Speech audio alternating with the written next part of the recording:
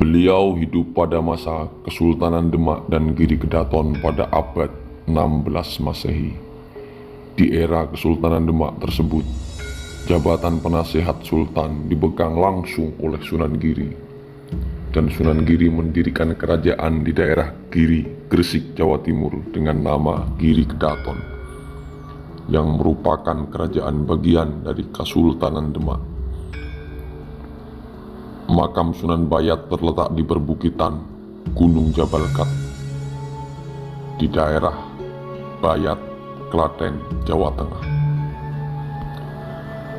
Ayah beliau adalah Sayyid Abdul Qadir yang lahir di Pasai, putra Maulana Ishaq.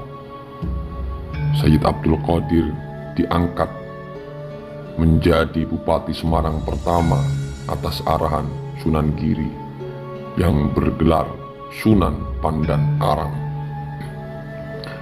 Beliau lantas berkedudukan di Pragota yang sekarang adalah tempat bernama Bergota di Kelurahan Randusari, Semarang Selatan.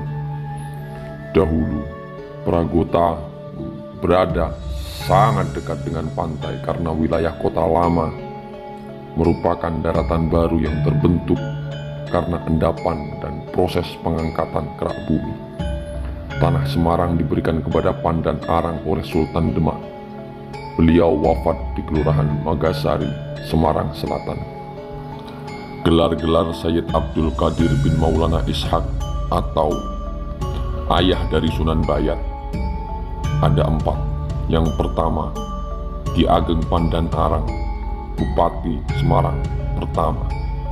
Yang kedua, Sunan Pandanaran I. Yang ketiga, Maulana Islam. Dan yang keempat, Sunan Semarang. Sunan Bayat atau Sesuhunan Tembayat atau Wahyu Hidayat atau Ki Ageng Pandanaran adalah tokoh penyebar agama Islam di Jawa yang disebut-sebut dalam sejumlah babat serta cerita-cerita lisan. Tokoh ini terkait dengan sejarah kota Semarang dan penyebaran awal agama Islam di Jawa, meskipun secara tradisional tidak termasuk sebagai wali songo. Makamnya terletak di perbukitan Gunung Jabal Kat di wilayah Kecamatan Bayat, Kabupaten Klaten, Jawa Tengah, dan sampai sekarang masih terus ramai diziarahi para peziarah. Dari sana pula konon ia menyebarkan agama Islam kepada masyarakat wilayah Mataram. Terdapat paling tidak 4 versi mengenai usul-usulnya. Namun semua sepakat bahwa ia adalah putra dari Ki Ageng Pandan Arang atau Bupati pertama Semarang. Sepeninggal Ki Ageng Pandan Arang, Sunan Bayat menggantikannya sebagai Bupati Semarang yang kedua. Alkisah ia menjalankan pemerintahan dengan baik dan selalu patuh dengan ajaran-ajaran Islam seperti halnya mendiang ayahnya. Namun, lama-kelamaan terjadilah perubahan. Ia yang dulunya sangat baik menjadi semakin pudar. Tugas-tugas pemerintahan sering pula dia lalaikan. Begitu pula mengenai perawatan pondok-pondok, tempat-tempat ibadah, dan majelis-majelis ilmu bagi masyarakat pun dilalaikan. Sultan Demak Bintara yang mengetahui hal ini lalu mengutus Sunan Kalijaga dari Kadilangu Demak untuk menyadarkannya. Semula Ki Ageng Pandanaran adalah orang yang selalu mendewakan harta keduniawian. Berkat bimbingan dan ajaran-ajaran Sunan Kalijaga, Ki Ageng Pandanaran bisa disadarkan dari sifatnya yang buruk, yang akhirnya Ki Ageng Pandanaran berguru kepada Sunan Kalijaga.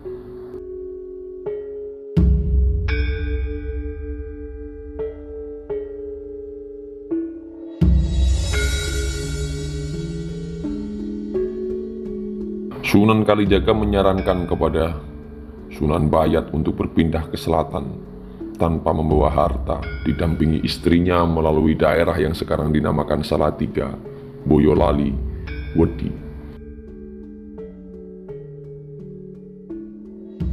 Namun diam-diam tanpa sepengetahuannya, sang istri membawa tongkat bambu yang di dalamnya dipenuhi permata. Dalam perjalanan mereka dihadang oleh kawanan perampok yang dipimpin oleh seseorang yang namanya sekarang disebut Syekh Domba.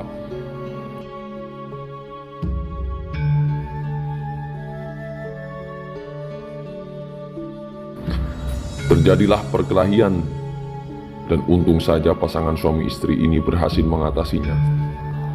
Pemimpin perampok tersebut membuat Allah murka, kemudian Allah jadikan pemimpin perampok tersebut menjadi manusia tetapi berkepala domba. Setelah terjadi demikian, akhirnya dia menyadari dan menyesal dengan segala perbuatannya, kemudian menyatakan diri sebagai pengikut Sunan Bayat, yang kemudian dibawa oleh Sunan Bayat ke gurunya Sunan Kalijaga, yang akhirnya kepala dia berubah kembali menjadi kepala manusia seperti semula.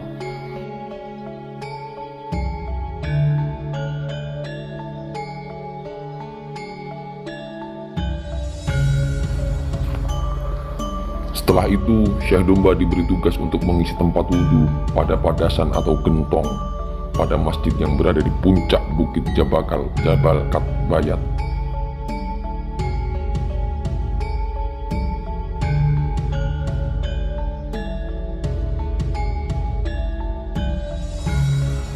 Akhirnya Ki Ageng Pandanaran berhasil sampai dan menetap di Tembayat yang sekarang bernama Bayat, dan menyiarkan Islam dari sana kepada para pertapa pendeta di sekitarnya.